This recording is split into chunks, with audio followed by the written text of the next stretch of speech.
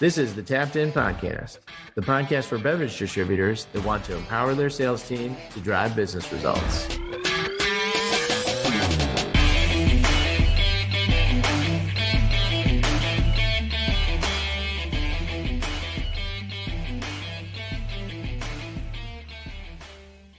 Listen up and welcome back to another episode of the Tapped In Sales Podcast, your podcast for beer distributors by beer distributors. I'm your hostess with the mostest, Bud, here with Moneyball Ross and Data Mike. And we are back this week for more of an on-brand topic, talking about who really does control the shelf. And are we in as much control as we think we are? Are we not in that much control? And this really centers around one of the questions that I get a lot when I'm doing introduction calls or sales calls around VXP and what we do professionally, which we're not going to sit here and pitch VXP on the podcast. But one of the stories that I love is that inevitably every market and distributor has their own opinions about who does and doesn't control the shelf in their market. And from time to time, I get on a call and I'm talking to an owner or a CEO, and they're like, "Hey, Bud, I don't know how this will really work because we've got a chain heavy market or we've got this market or that market, and like, we don't have any control." And I always lean in and I say, "You don't let your sales rep give you that line of bullshit too, do you?"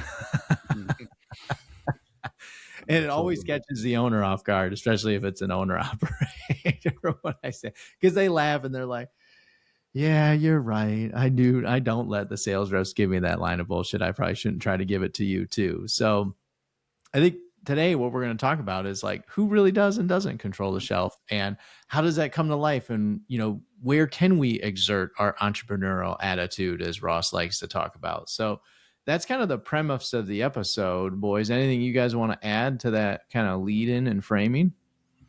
I mean, that lead in spot on with an owner, because I have the same conversations with a rep.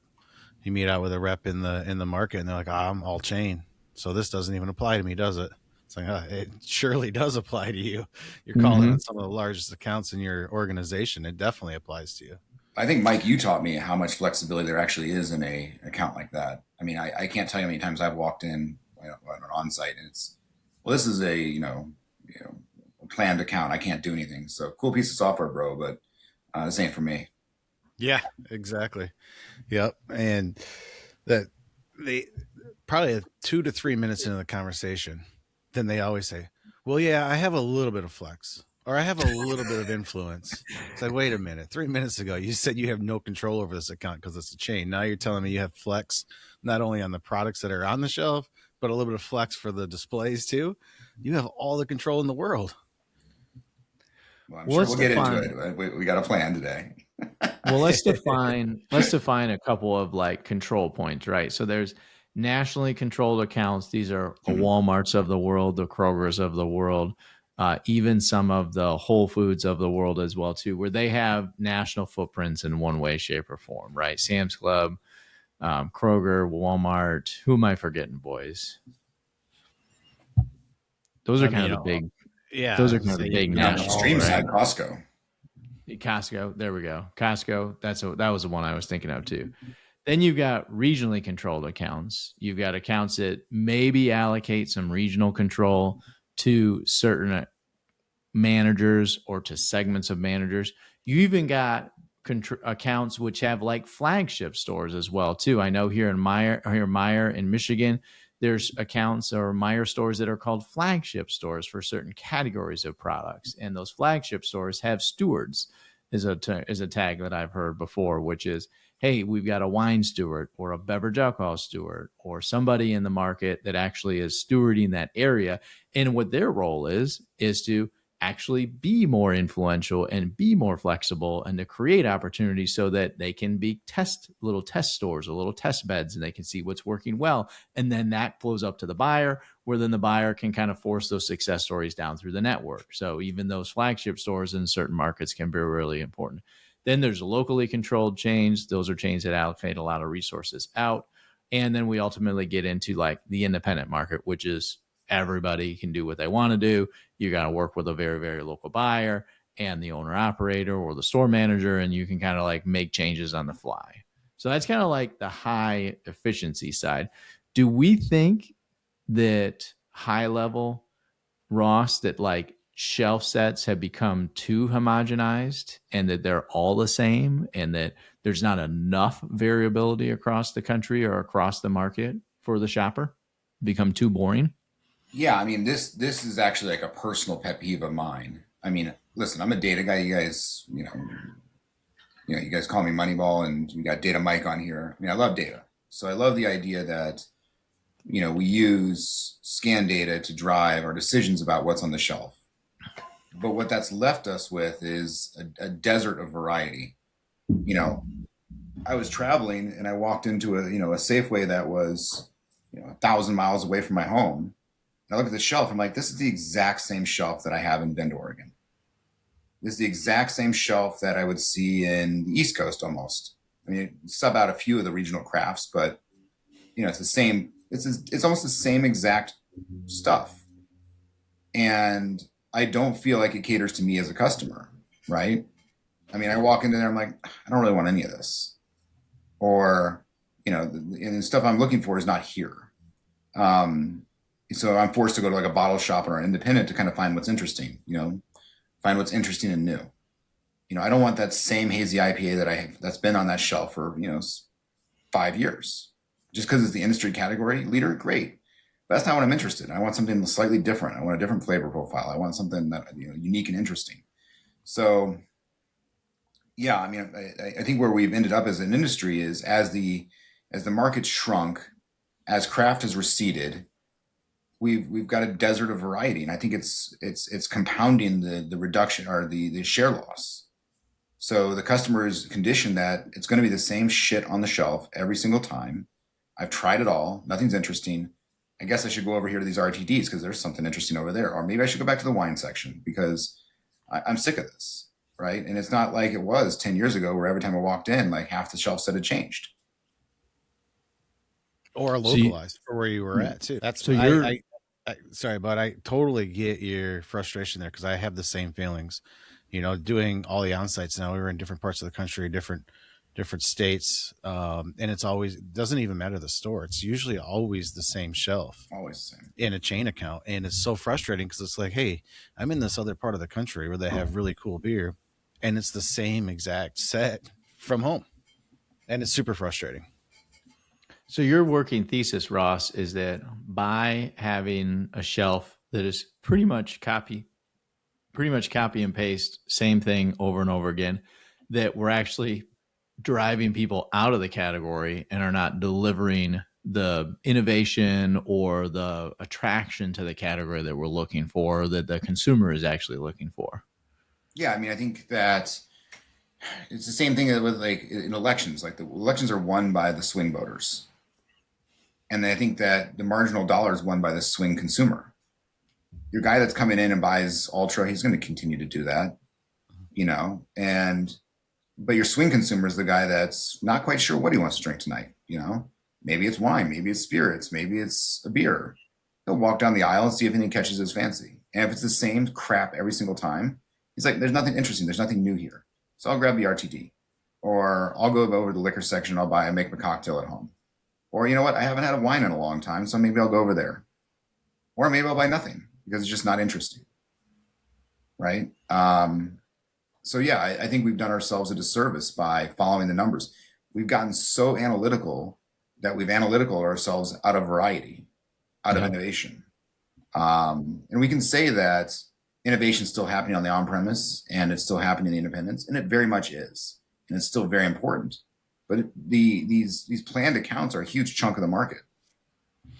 They're the largest group of the market by far. Like in terms of velocity, total dollars and total volume, they're by far the biggest movers. They make and break category in our category or categories as a whole.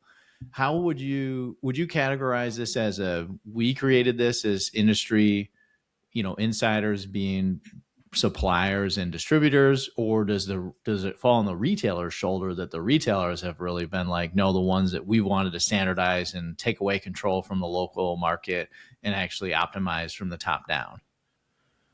You're saying who's at blame? Yeah, I'm wondering. I mean, it's people like me sitting in a back office looking at numbers. I'm serious. Now, I mean, I'll propose a solution that involves, people like me, but I think we need to think differently about our data set.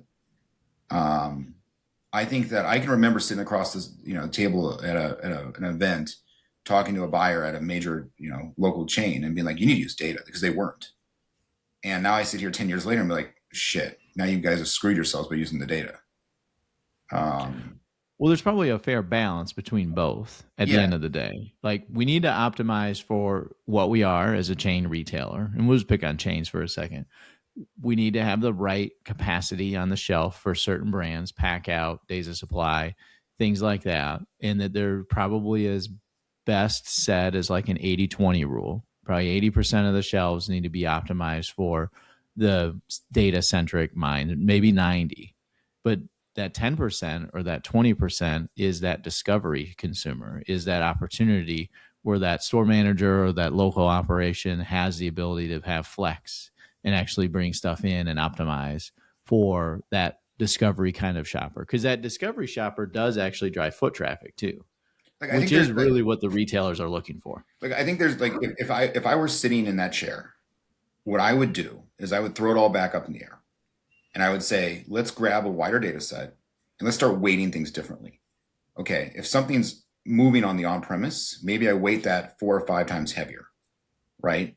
Maybe if it's growing faster, it gets a different weight, right? Priced, like you would in a financial model, price to earning growth, right? So is it accelerating in the on-premise? Cool, then that's up and coming. I want that in my set. I de-emphasize things that are coming out of my channel because it's just self-reinforcing. So what I'm looking for is movement, turn, growth. And obviously I need a bigger data set than scan data, because that data is simply reinforcing my own biases and my own, world. I need to grab data from outside that universe, and I need to weight it much heavier. And I need to be thinking about not only scale, but also growth and weighting things differently and create a weighting model. So I would throw the whole entire space back up in the air. And not just carve out a little like, oh, look, there's our little craft door at the end that looks like shit because nobody's merchandised it. Like, it's thinking about your sets from a perspective of, okay, I've identified that this is coming out of the on-premise and it's double tripling. I need to get that placed. And it may result in more placements of things like Ultra. Ultra is moving on-premise. Cool. Consumers are looking for that. Then maybe I need to prioritize that in my set. Right? Maybe Bush is starting to move. Maybe I need to think about Bush differently, right? That on-premise consumer might be looking for a large format can, right? It's running data in a different way than just simply saying scan data, that's the Bible. And move on. Yeah. Mm-hmm. And get out. I like the idea of getting out of your own ecosystem as well too, because it gives you a little bit more insight outside of just what you're seeing over and over looking again. at the same pool over and over again. If you're only looking within the channel, scan data, and all the sets are the same, right? It's the same brands getting the best placements, which gives them the best sales, which then gives them future placements. So it's the same pool to where nobody's bringing in anything else to get any other data to say, well, that really worked. Let's try it again.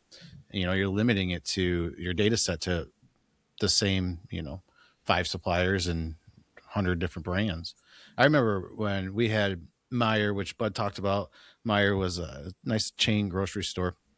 And for a while there, during the craft boom, they did something that was really interesting. And they gave every store a 4-foot section of localized control. And that store manager, and this is in the cooler, not warm. In the cooler, the store manager could decide exactly what would be the best fit for that. And it was just craft, localized, could be regional, could be statewide. And they had a really cool program where, like, if you had, like Perrin Brewing Company, had a couple of their SKUs, they had like a little card telling you about Perrin Brewing Company. But it gave them that control of saying, all right, hey, we have a 80-foot cooler here. Give me 4 feet. Let me make some localized decisions. Let me try some experiments. When somebody comes to me and says, hey, this is a really hot brand, right? It doesn't look like a hot brand in shared data, scan data, because it's not being scanned out of a grocery store. But right down the road at all of the independents, it's flying off the shelf. And that really worked. And then that went by the wayside just because of the RTD boom that came in after the craft boom, needed more space. That little 4-foot section ended up getting deleted. Now there's no localized decision making. What did that discussion look like with the store manager to negotiate for that shelf space? We were lucky at ours because it was more like a it wasn't a receiver. It wasn't anybody else that typically controls the shelf, right? We're usually receivers. You go to them for some extra space, your store manager. But they had a dedicated beverage person that was dedicated, and they were actually really knowledgeable. So they knew a lot of the local scene. They knew a lot of it. But we would actually call when we would have brewery reps in. Instead of just hitting independents and bouncing around all day, we would call on the Meyer stores because you could get some localized decisions. You could get placements. You could tell them about, hey, this is what our next seasonal looks like, right? It's not in the set, but the last seasonal did X amount at the store. So I think we should definitely follow it up.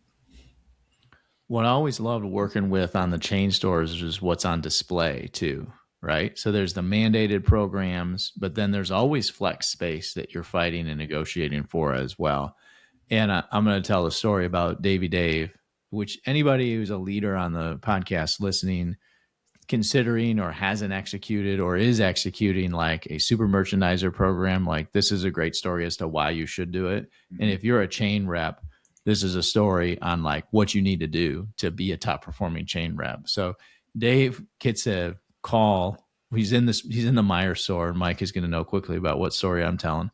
Over the loudspeakers is Dave Liggett, please report to the manager's office, right? At a Meyer store. So he wanders up there, and Dave is top performing human being, rep, like all around grade A person, right? He didn't get called to the principal's office for no reason at all.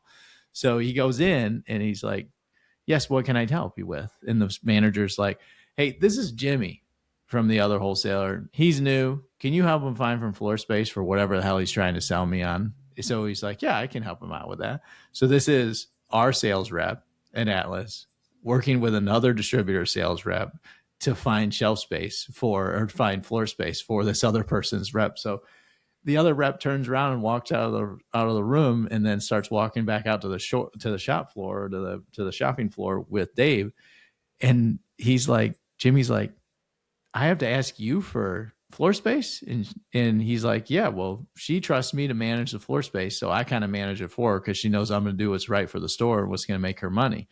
And he's like, that's kind of bullshit because I got to talk to my competitor about what I need to put on the shelf. He's like, hey, you can turn right back around. You know where her office is. You can go right back around and go work her some more. I don't think you're going to get very far. That's why you're talking to me. Or we can go out and try to figure out where we can carve out some space for whatever you're trying to get on the floor, bro. So Absolutely. What Dave did so well is that he recognized that there is flex space and there always has been flex space. And he made it his job to make managing that flex space easy for the store manager. And it wasn't about getting all of his stuff on the floor or wasn't about getting the maximum of product on the floor. It was about making it easy for that store manager to operate those decisions and make those decisions for themselves simpler and faster, and kind of removing a bunch of work and mental load to try to figure out what to put on display. And that's what Dave did so well. And in the stores that he managed, he orchestrated it so well in a way that he controlled everybody's space, not just what Atlas sold. It was everybody's space. And which is why we poached Dave.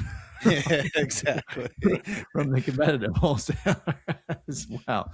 So if you're a rep listening to this, thinking about where I can grab control, like you may have lost some of the space and the shelving control over the adjustments that chains have made, but you have not lost the ability for what flex space is on the floor. That is still out there as well. And what can you do to be the go-to problem solver for that store manager so you can be like Davey Dave?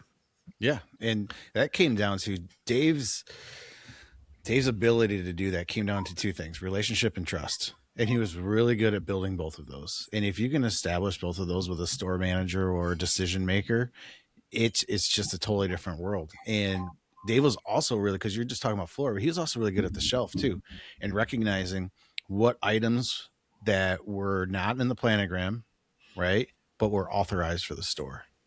And I remember him taking scan sheets all the time. He would just print out all the UPCs. He's like, hey, scan this, see if it's in the set or not, see if it's authorized. And even if it's not in the set, if it's authorized, boom, it's in the back door. We find some shelf space. right? I mean, that shelf only looks like that the day after a reset.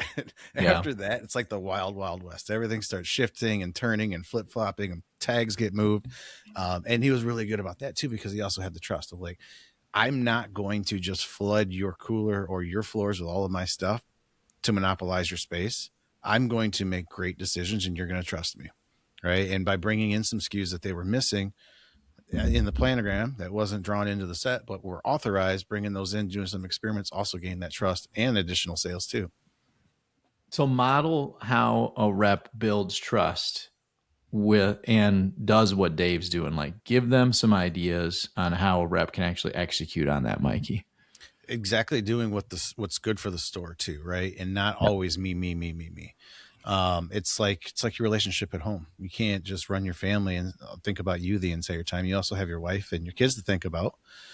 Same thing in the account, right? You are the Bev Elk professional in that account. You know all of the other accounts and how they're doing. You know what's hot. You know what's not, outside of your portfolio too. I remember many times being in an on-premise location that's just opening, either just getting draft or just opening, and you'd have those meetings where, what should we have on tap? What do you want to have on tap? And we would talk about everything, not just our products. We would say, you also need to have that too, even if we didn't sell it, right? I'm gaining that trust. I'm doing what's right for the customer because I know that they should have it. And then I'm also opening up and saying, hey, I don't only think about me, I think about you as well. So I think those kind of conversations go really, really far. Do we think that this has changed that much as e-commerce and online shopping has become more and more prevalent? Does the shelf still have as much relocation power as it once had? That was always the attitude around as shopping in the store by shoppers and direct delivery becomes more and more relevant. That will lock the shelf down more and more and more. Is that happening, Mikey, as we do our implementations and on-sites with clients? Are we really seeing that come to fruition? Yeah, I remember getting jumped by Walmart a few times on that. But if that starts happening, especially a couple of our Spartan stores, you have to learn their system, learn their program, right? Because it's gonna the shopper, the store shopper that's doing online ordering, gets directed to an aisle, gets directed to a section, sometimes a shelf, sometimes just a section. Yeah. So within that section, as long as that product still lives, there's wiggle room. So I don't think I'm seeing it locked down like what people were hypothesizing that it would happen as much as it actually has come to fruition. I just don't see where it has. Mm-hmm. So this conversation kind of comes to a head, Ross, between, you know, a VXP philosophy, which is entrepreneurial, ownership, empowerment, and like kind of the chain world, which is like thou shall do top down, right? Command and control versus an inspire and enroll. When you talk to reps about this in the field, are there any things that any other things you like to add as like, how do we grab more? What are we looking for? What are we ever leaning on? Like, we always want to see our reps be entrepreneurial first, even in the face of command and control. Yeah, I mean, I'll let Mike speak a little bit more to the localized conversation. Um, I think the uncomfortable truth here is this does run antithetical to what it is that we preach on this podcast and what we sell day in and day out. And I think back to your point, but I mean, I think I have seen the shift towards these things getting more locked down over time, and it's. I think we just have to accept the reality across a couple different vectors here. One is we've talked about when we think about points of distribution, we're now talking about, hey, maybe you should cut the accounts by, what is control and what's not, right? We're also talking about the fact that with West Verno, and we've talked about it independently on this, which is thinking about how you structure your routing, not around geography or not around and more around control versus not control, right? That being a vector by which we route and what role and what type of personality belongs in those different types of routes, right? And now we're talking about it here too, as it relates to our product. So, and then I think it also comes even back to delivery routing in terms of service levels. So as we started, and I think the focus in our industry was around BUD, right, or ABCD volume accounts. as we've gone along, this new vector of control versus not control has become much more important. I think it's we as distributors and now suppliers have to recognize it too, which is the world's changed and we need to adapt to it. And our world of control entrepreneurship can be true. And this new world of less control and dealing with it differently can also be true. So two things can be true at the same time. I like that you bring up that point around control versus, independent, or control versus influence as well, where you have influence. And the other piece of the puzzle when you're thinking about control and those accounts that can control, they do genuinely have a different personality type that usually succeeds in that. In our world, the team that we've seen most success is very relationship centric. They're people pleasers, they're implementers of strategy.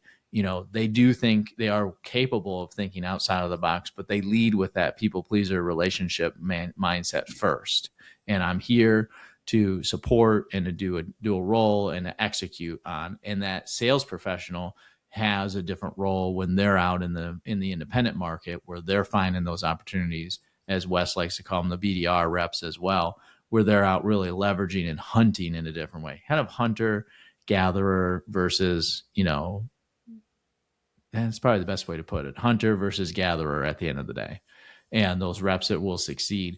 Also, do we, we're going to take a quick pit stop on this, Ross. Do we compensate those reps slightly differently between control and independent accounts as well? Do we consider that? Is that something that distributors should be thinking about more? Does that make sense when we're thinking about not just routing, but also investment and compensation processes too?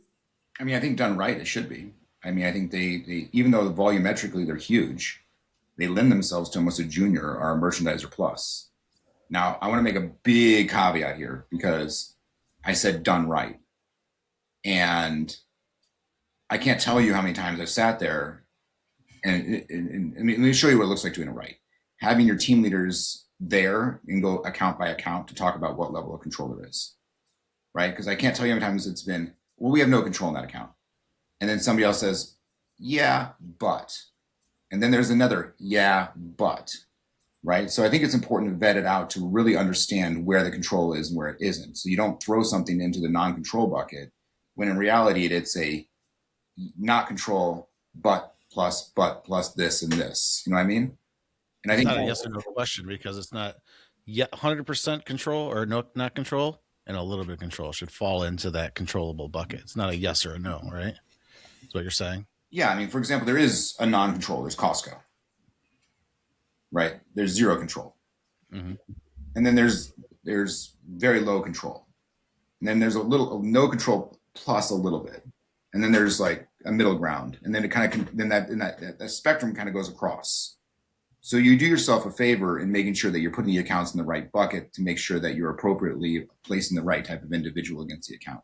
So you don't want to put it in the bucket of no control, send in a merchandiser and lose out on that, that's those display opportunities. And again, this goes back to the conversation, Mike, that I think are the observations I've had around you in these accounts, which is you walk in and the first reaction is no control. And then magically we discover all this control. So that needs to be part and parcel of this more strategic conversation at the highest level of the company around what is control and what isn't, and how you break these accounts down and segregate them. So I think you can't have that conversation without people like Mike and the people that are there making the account call. And notice how Ross didn't say Mike and Bud. That's because I suck at this.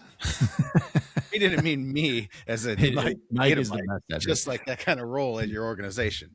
Mike is the best at this. But you will always be a them. Yeah.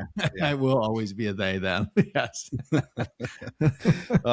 And I think to come back to that a little bit too, Ross, is that now is more important than ever when you're talking about control at a chain account, because when we're talking chain accounts now, the importance used to be just, hey, these big supermarket chains, right?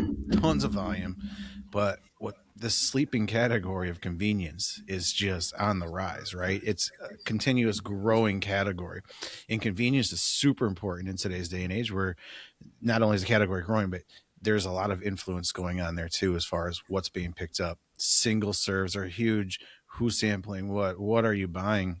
And most of those really nice convenience stores are chains. So it falls into that bucket of a chain, to where it's like, okay, well, we don't have any control here, but do you? Because this could be a really, really influential account, even though it's a chain account, and with a little bit of flexibility, it could make a big difference. So I think that's super important now, to really go account by account and say, yeah, even if it's I know this display is mandated and this is where it's supposed to go, but can I have it here? Yeah. Or, hey, I know that this was the product from this supplier that was selected for this account and authorized, but could I get this instead? It's off, it's on there. It's not in the planogram, but I can get it in the back door because it'll scan, but I think it's going to do better here. Those are the kind of decisions that you want your reps to be making. Giving them the rights to be able to do that, and understanding at the end of the day, is also a driving factor too. So like making sure that they have acknowledgement that they can actually push that direction is really careful and really important and cognizant thing to do too. One of the pieces that I always like to educate reps around too is like, what should I be focusing on in a chain store post you actually have all my mandates done, or everything else that I can, that are kind of jump balls, right? Because there's every chain store is going to have jump balls of things that are done or done for you that you need to execute. Then what else should I be doing? And those are the tools that, we kind of look at, and the processes and the culture that we kind of bring to them as VXP, so that they know what's the next best thing to put, and where else should I be leveraging my, little squeeze more juice out of the orange, long tail mindset of thinking, where else I can actually grab these little upside pieces in the puzzle. When you're making these decisions too, team, and you're thinking about these like span of control, routing, all that stuff, these are not set it and forget it. We have to continue to come back and revisit these things every 12 to 18 months, because decision practices change, span of control can shift, new managers can come in and out of stores as well too. So this is an ever evolving piece of the puzzle that's going to be churning in your marketplace over and over again. So we can't set it and forget it either. In the independent stores, Mikey, when we're looking at trying to drive these secondary or decisions, like what are top reps doing today to really leverage all the control they have, using information, data science, like what Moneyball Ross is talking about, but also using market knowledge to really create these opportunities and bring this innovation and excitement to the category as a whole too. Yeah, it starts with creating that trust, right, with your manager, your decision maker, getting that good relationship going, to where you build your trust factor, and you're credible, and you start talking about what's hot, what's not outside of scan data, and what they're missing. And we talk about that a lot too. Is it's account by account basis. What are they missing? Total opportunity, whether it's not just a single brand or a single SKU, but category wise, flavor wise, product wise, having those open conversations overall of, hey, other accounts have this type of a selection, and I think that you're missing this key ingredient here. Once we build that trust with the decision maker and the retailer, then we turn to a total dominance with our competitors, and you have to maintain that total dominance at all times. You can't get pushed around. You can't be the one that introduces that new hazy IPA that they didn't have at all, and then the next thing you know, there's like 4 of them on the shelf next to you too, right? You have to create that dominance. If you are the leader, you are the leader. You act like it. And that reminds me of a great story with Horrocks, which was it's a farm market, great beer selection. People go there for, they had a hard time moving 3 cases of, Bud Light, Miller Lite, Coors Light, and Ultra a week. Any of but that. no issues moving, 20 cases of New Belgium or something like that, right? And that's just kind of where the shopper was. And they got a brand new location, brand new store. And I remember we were in there because the shelves were kind of all set. The manager kind of went through and dedicated space to everybody. And there was this very front end cap when you came down the cider aisle. And the other rep had the top 3 shelves for all Ace hard cider. And this was the number 1 account for us for Blake's hard cider, local Michigan brand, and on the rise. They're selling the crap out of it, and gave me like 1 shelf on the bottom. And I just said, oh, no, we're not going to do that. And I completely flip-flopped that. I put his ace on the bottom, and I took over the top 3 for all of my Blakes. And the rep was in the account at the time. And I kept looking over my shoulder, and I could see him looking at me, and go up to the manager and say something, and come back and just kind of, and he never had the balls to say anything to me, but he just kept going back and forth. So finally he goes and gets the manager, and the manager comes over and he's like, what are you doing? I go, I'm fixing this shelf for you. You had this reversed. And he's like, well, what do you mean? I go, you had the Blakes on the bottom and you had ace on top, and you had 3 shelves compared to my 1.5. And he was like, yeah, he asked for it, so I gave it to him. I go, okay. I go, cool, but you need this space for Blakes. He's like, well, he needs the space for ace. I go, but you don't need that space for ace. You need the space for Blakes. So then it turned into this whole thing. He's like, well, I really need those 3 shelves. I go, all right, let's do this. I go, let's take our handhelds over to the counter. Let's pull up our sales on both of these brands, and let's see what the account really needs. Because I guarantee you, I outsell you 3-1. I left that day with the top 3 shelves. And after that day, almost on a weekly basis, I snuck in another SKU and finally took over that 4th shelf too, because I had to establish the dominance. Pissed you off, Maggie. Don't fuck with me, right? And if you're gonna fuck with me, I'm gonna win the war, and that goes a long ways too, because you battle that fight for a while. All of a sudden, you're just gonna wear them down, and then you're like, it's just not worth it. Let them have it.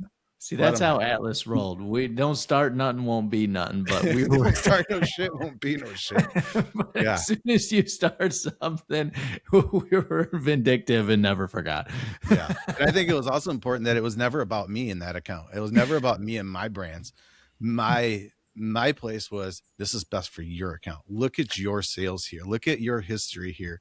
And he's asking for a personal favor for his brand, where it just doesn't sell like that in the account. Did he actually go over and compare sales data? No, because he knew right away, because the store manager's like, yeah, I sell a ton of Blakes. Yeah. And I started throwing out numbers, and he kind of shut down. Yeah. Boo-hoo. It goes back to the incentives drive the outcomes too. I mean, it goes, not to sell what we do, but also, absolutely, if you're pushing a bunch of product that routinely into the account that's not right for the account, and you're incentivizing your sales team to do that, it actually runs against what Mike's talking about here in terms of long-term relationship. I think we talked about it a lot on this podcast, but I think it's worth double clicking on that once more, which is, giving your reps and compensate them in a way that gives them the freedom to be like that in the account. Mm-hmm. And I went back to the purpose of that store. That purpose of that store is not to have a chain set. Why would you have the same 5-10 SKUs of ace that you can get down the road? Right? You come to this location to find things you can't find at a Walmart or a Meijer. And that's where that additional space was needed on our end. Sarah, just back to where we started the conversation. I mean, all these sets are exactly the same. Mm-hmm. So it amplifies the importance of the independents, these local C stores, and even the on-premise in terms of where brand discovery, brand building is happening now. Because there's a smaller and smaller portion of the market where it's happening. And it does pain me when I walk into an independent and it looks just like the Walmart. I mean, that's painful to see. What I love that you're touching on too, Ross, is that I was going to bring that up too, which was we're rep centric, or we're relationship centric in the way our businesses are designed, and that I'm going back to these accounts next week or every other week or once a month. This is not the used car salesman one and done relationship, or once every 3 to 5 years, or maybe even longer, where I'm purchasing a new vehicle on a lease, or when I'm purchasing a vehicle or making a big purchase in some way, shape, or form, that I have to come back and deal with the repercussions of my decisions, or the consequences of my decisions, both good and bad, as a sales rep in our industry. So breeding trust over and over again is really in what Mikey's story is about, is doing what's right for the retailer, doing what's right for the consumer, so that your brands move. And that might be time from time sacrificing maybe what you would want to do on paper.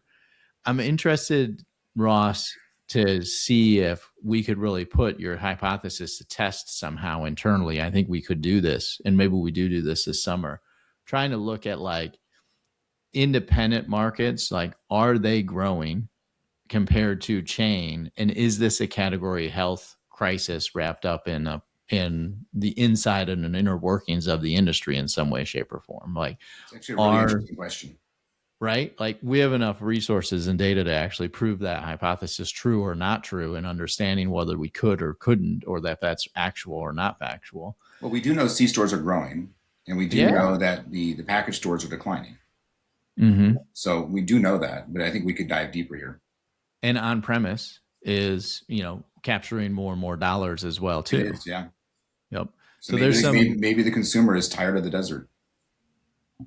There's some leading indicators in there as well.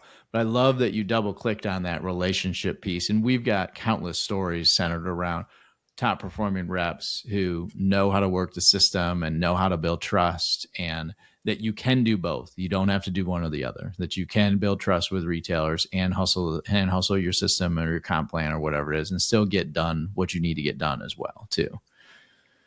You always had a great analogy too about making deposits before you can make withdrawals. Mm-hmm. And especially on the trust factor, I can't tell you how many times that I would have to suggest or sell a competitive brand to get that trust in order to make 10 withdrawals after that.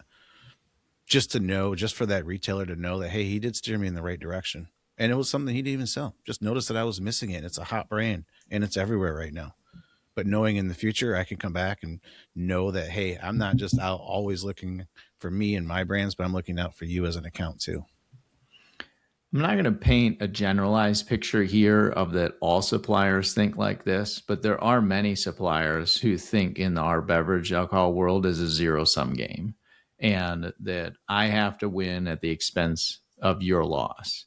And if we as distributors fall into too much of that trap, we start to operate like that. And the more that we as sales reps operate in that zero-sum game space, the less trust you're going to be able to build long term. Because this should be about rising tides lift all boats. We need to make the category larger, and we need to continue to grow the category and the consumers that are willing to interact with the category as a whole. Beverage alcohol can total as that, but also beer, for many of us who are beer distributors, listen to the podcast too. So do not fall into the trap of falling into that zero-sum mindset, thinking there's too much opportunities, too much growth trajectories in the world to just fall into that over and over again. And we've seen it time and time again that when you do release yourself from having that zero-sum game mindset, you can grow the market and you can grow your sales, and you can grow. If it's not every account, you can grow enough of the accounts to make a difference to your bottom line as a distributor. And Ross has said this over and over again too. We understand why suppliers have that zero-sum mindset, right, Ross? Like, it's natural. It's much more natural for them to have that mindset. They are only worried about their brands. They're only worried about the products that they sell. They do have to win at the expense of somebody else's loss. But when you have a category or portfolio that you're servicing as a distributor, it's just a different mindset, right? It's just a different way to actually behave and go to market. You can have a different philosophy centered around it. Any closing notes here, boys? I mean, I think one other point I'll make is more of a wish or a hope than anything else. But I love hopes and prayers, Ross.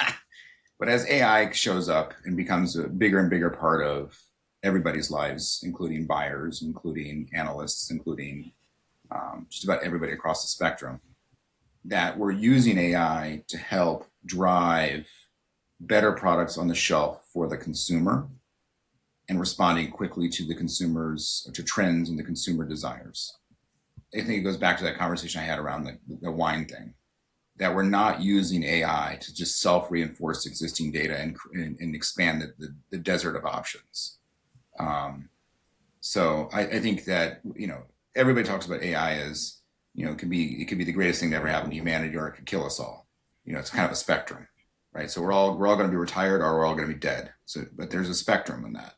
And I think there's a spectrum in our industry in the use of AI. And I think that on one hand, there is a desert of options. On the other hand, is hyper tailored to the consumers that are coming to that account and to support that account as being the positive side. So that would be my hope, that we're continuously leveraging AI in our industry to improve the retailer and improve the customer. and not just self-reinforce and just get a feedback loop of data.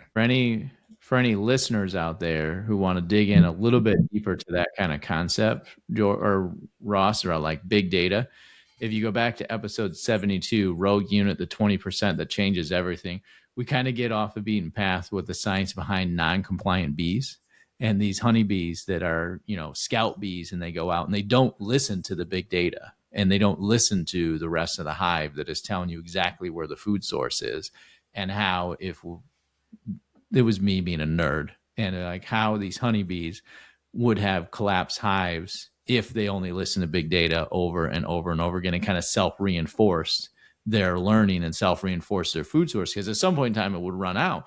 And if it runs out, if we don't have scout bees, if we don't have non-compliant bees going to go find new food sources, we don't know where the next growth trajectory is going to come from, or where the next opportunity is going to come from. So was I right? Was that late August? It was, yes. Yep. That was a great episode. That was a really good one. So, I mean, I would highly encourage anybody to listen to that one.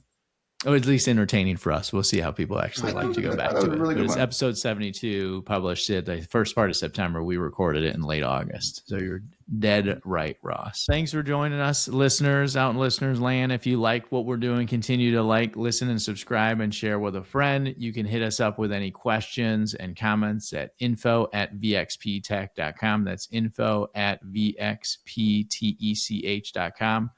I am your hostess with the mostest, Bud, here with Moneyball Ross and Data Mike. You boys rock. We'll be back again next week. And cheers, boys.